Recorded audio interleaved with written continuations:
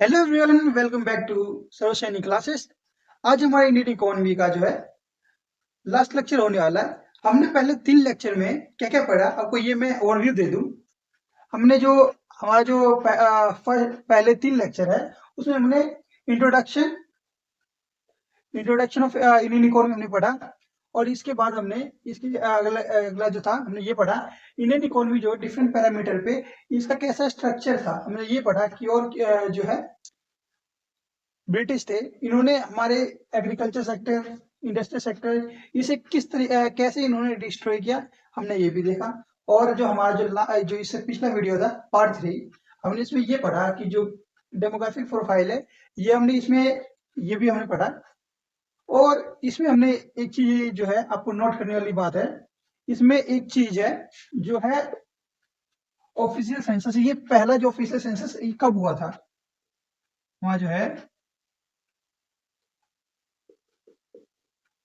First official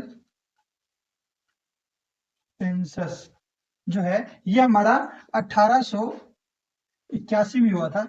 ये आपको याद रखना है क्योंकि ये हमारा जो है ये इम्पोर्टेंट है। ये पेपर के एमसीक्यू में भी आ जाता है। और दूसरा जो आता है हमारा, जो तो पहला था, दूसरा आपको डेमोग्राफिक प्रोफाइल में ये याद रखना है कि जो ईयर ऑफ ग्रेट डिवीजन जो है, ईयर ऑफ ग्रेट डिवीजन ये हुआ था 1921 में हुआ था।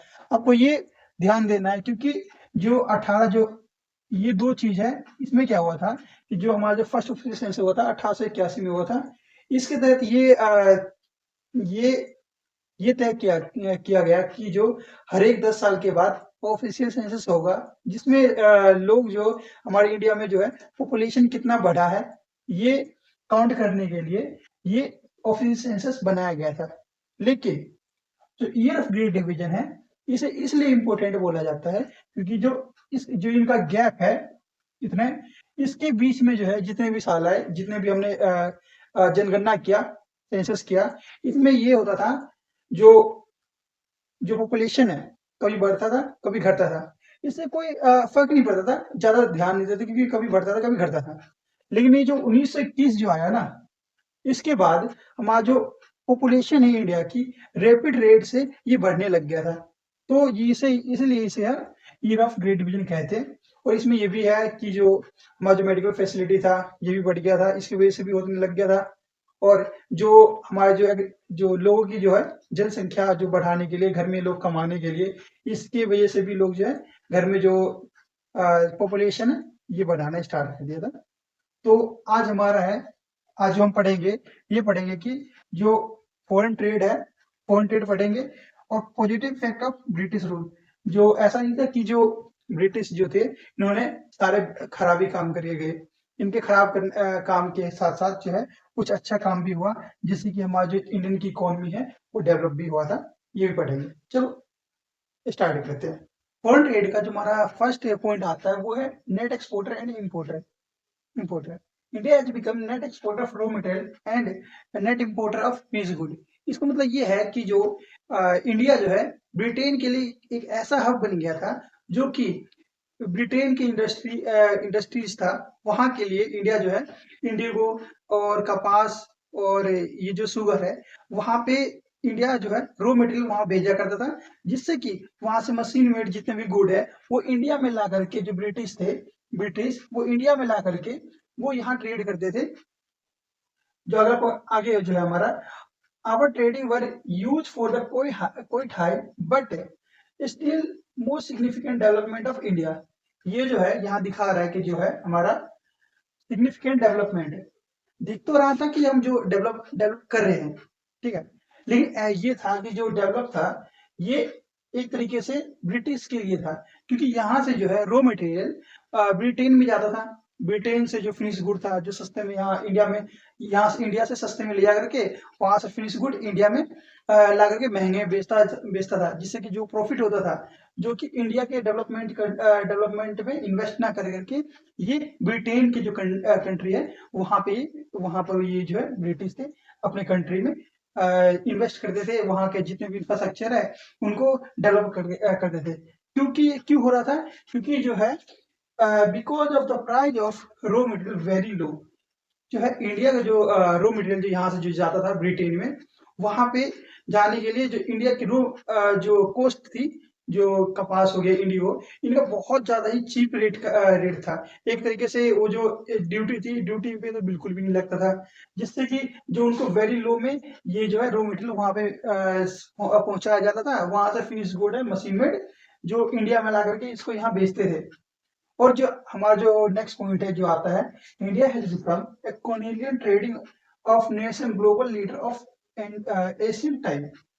इसका मतलब ये होता है कि जो इंडिया जो है ब्रिटिश के आने से पहले एक सोने का चिड़िया कहा जाता था, क्योंकि इंडिया के जो हैंडमेड गुड थे, हैंडीक्राफ्ट और मसाले थे, ये वर्ल्ड वाइड फेमस था।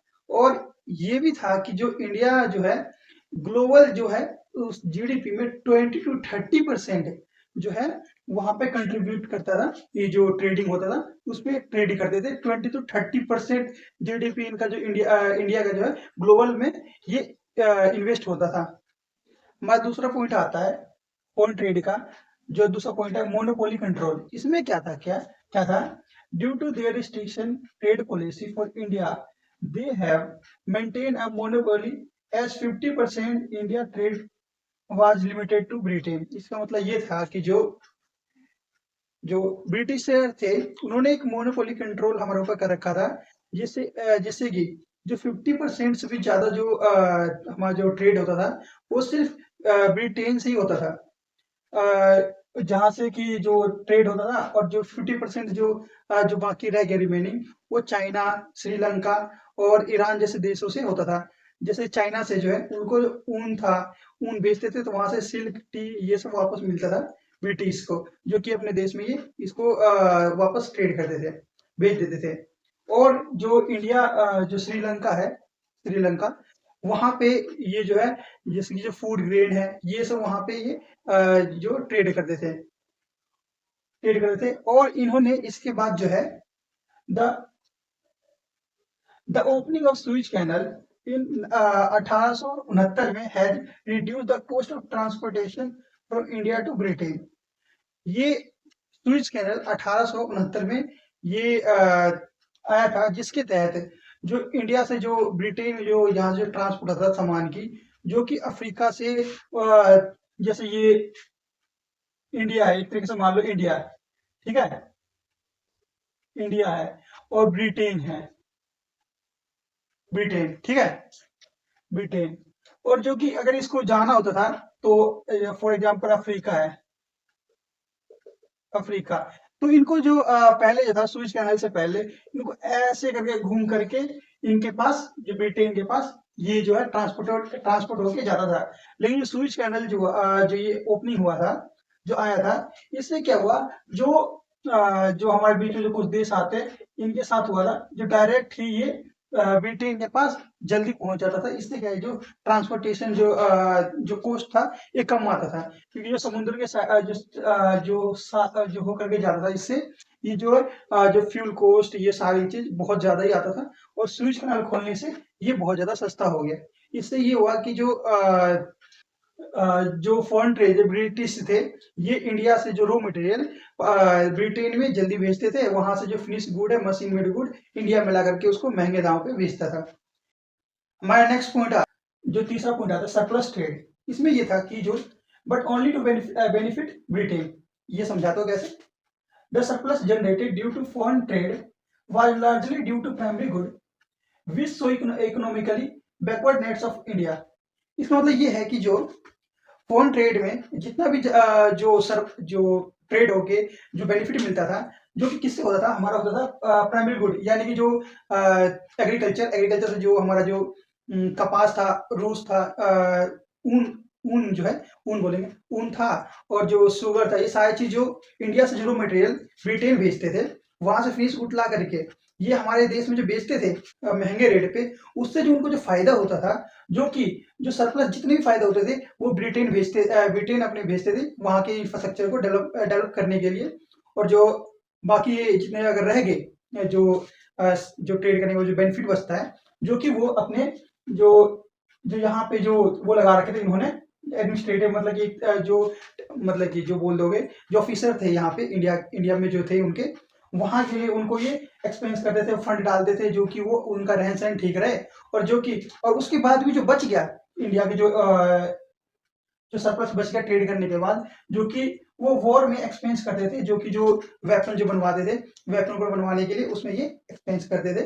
यही है हमारा surplus trade off foreign trade. हमारा नेक्स्ट टॉपिक जो आता है वो आता है ऑक्यूपेशनल स्ट्रक्चर। इसमें क्या था, जो it refer to distribution of workforce people different sector of economy. इसमें ये था कि जो जो तीन सेक्टर होते हैं हमारा, वो होता है प्राइमरी, सेकेंडरी और टर्चरी। इसमें जो हमारा वर्क फोर्स है उसको अलग अलग सेक्टर में उसे बांटा हुआ था, जिसमें कि जो है प्राइमरी प्राइमरी का मतलब होता है agriculture. Primary sector means agriculture sector. Agriculture sector में जो हमारे जो है इंडिया के मेजर ऑफ द पॉपुलेशन, जितने भी पॉपुलेशन उसमें 70% जो पॉपुलेशन थे वो डिपेंडेंट थे एग्रीकल्चर सेक्टर पे। सेकेंडरी मतलब जो है इंडस्ट्रियल सेक्टर, उसमें जो हमारा जो वर्क फोर्स था वो 10% था। और तीसरा हमारा होता है जो है टर्चरी सेक्टर। टर्चरी सेक्टर में जो सर्विस जो प्रोवाइड करता है वो वर्क फोर्स, उसमें था हमारा 20% था। चलो हम इसे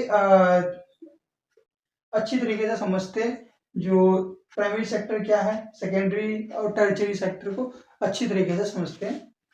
ऑक्यूपेशनल स्ट्रक्चर का हमारा जो फर्स्ट पॉइंट आता है वो है high dependent on primary sector.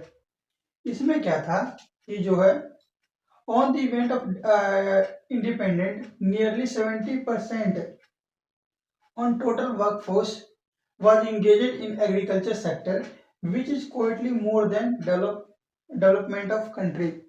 इसका मतलब ये है कि जो जो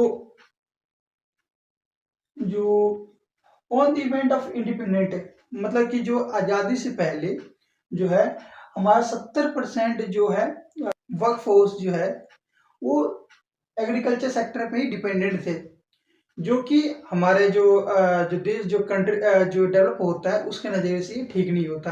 क्योंकि जब एक ही घर से मान लो एक होम है, ठीक है, मुझे घर तो बनाना नहीं आता, ठीक है, ऐसे ही बना देता हूँ।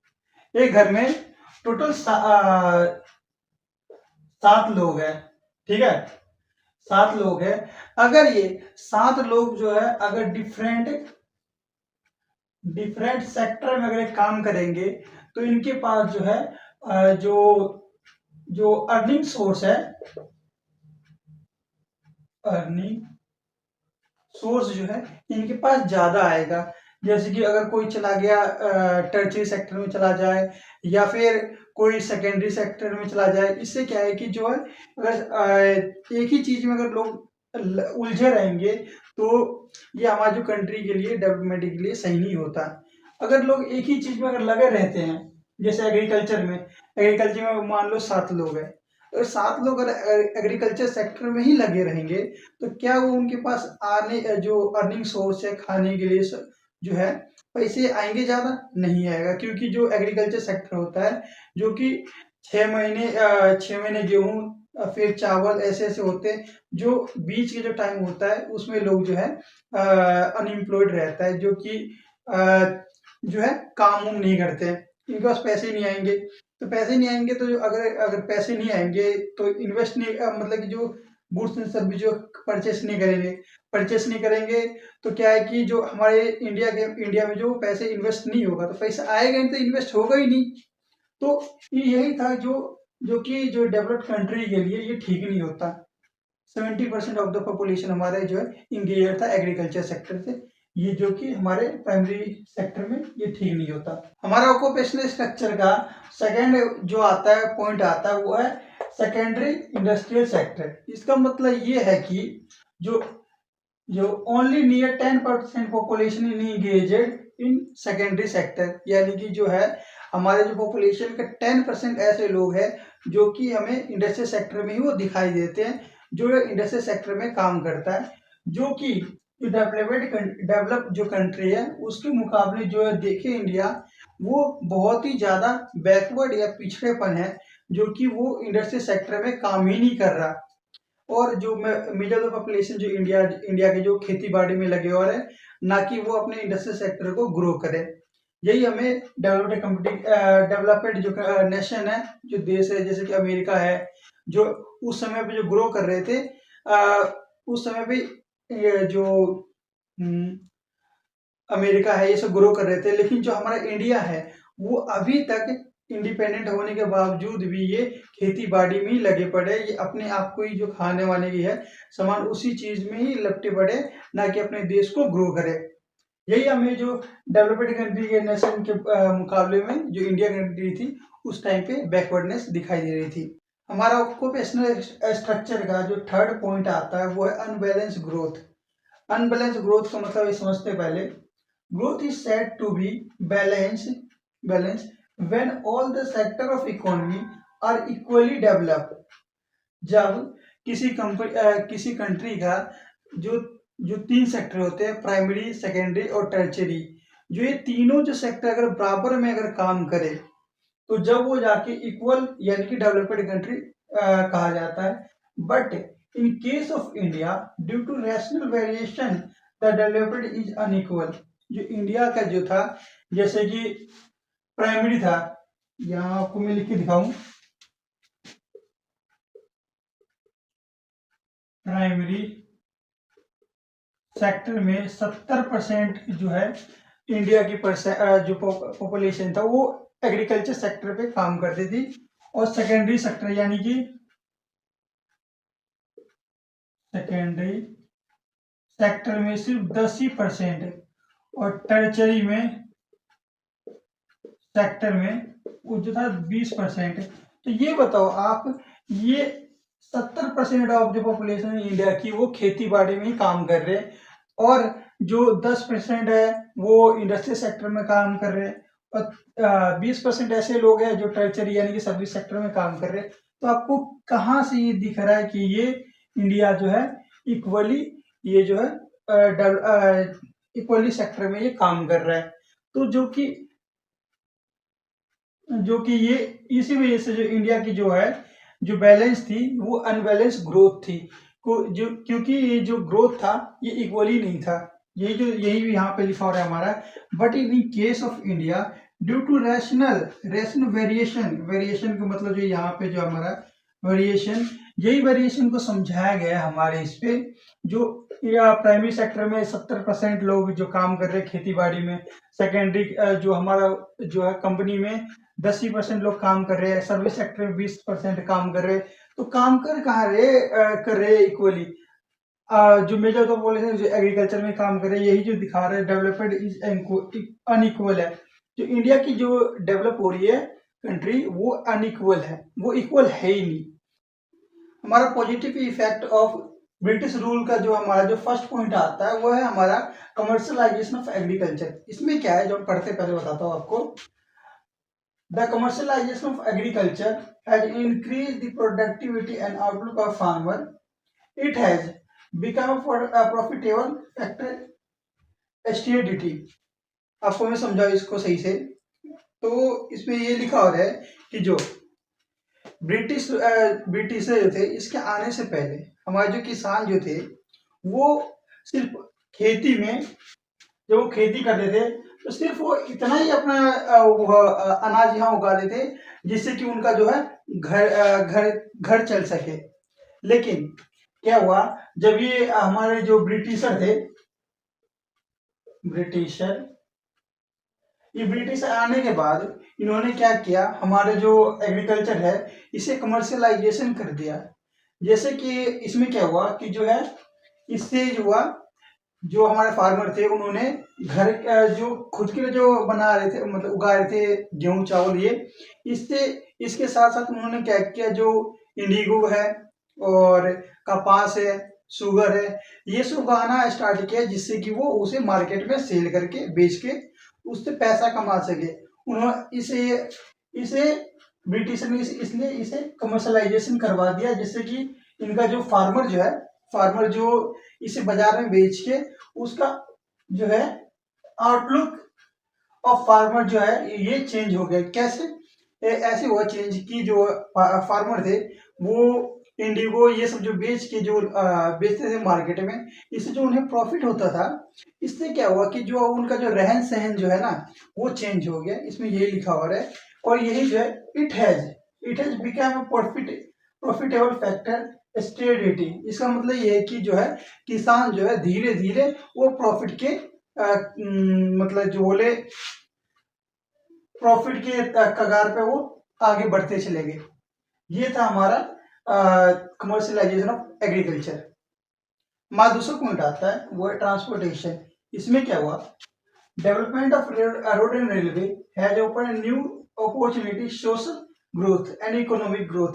इसमें क्या हुआ, जो ब्रिटिशर जो आए, इससे ये आने के बाद हमारे पूरे देश में इन्होंने रोड एंड रेलवे का जाल बिछाया, जिससे कि सोशल ग्रोथ कैसे हुआ, सोशल ग्रोथ ऐसे हुआ कि जो है लोग जो है एक दूसरे राज्य से मिले, और इससे क्या हुआ, जो एक दूसरे के राज्य से मिले और उनका जो है कल्चर को समझा लोगों ने, ये समझे। और दूसरा जो हमारा इकोनॉमिक ग्रोथ कैसे हुआ, इकोनॉमिक ग्रोथ ये ऐसे हुआ जैसे कि एक दूसरे राज्य में लोग जो है गए और वहां पे है जो अपना जो भी है जो गुड्स है उन्होंने सेल किया, सेल करना स्टार्ट कर दिया। और ये बंदरगाहों पे ही बंदरगाह जो थे और रोड रेलवे और शिपयार्ड थे, वहां पे जाके इन्होंने अपना जो सामान है उसे बेचने की उसे अपॉर्चुनिटी मिली। इससे ये हुआ हमारा। और अगला हमारा आता है तीसरा पॉइंट है वो चेक ऑन फेमाइन। इसमें क्या हुआ, due to rapid transportation system the spread of famine has been control by supply of food affected area. इसमें जो हुआ, रोड एंड रेलवे जो ये बिछाया गया, इससे क्या हुआ, जो फेमाइन जहाँ पे अकाल पड़ा था, अकाल जिस एरिया में अकाल पड़ता था, वहां पे रोड एंड रेलवे की होने की वजह से वहां पे फूड जो है अफेक्टेड एरिया में पहुंचाया गया, और जहाँ पे अफेक्टेड लोग थे वहां पे दवा भी पहुंचाया गया, जिससे कि हजार लोगों को उनकी जान बचाया गया। ये है हमारा चेक ऑन फेमाइन। हमारा लास्ट पॉइंट जो आता है वो है हमारा शिफ्ट टू मॉनेटरी इकोनॉमी।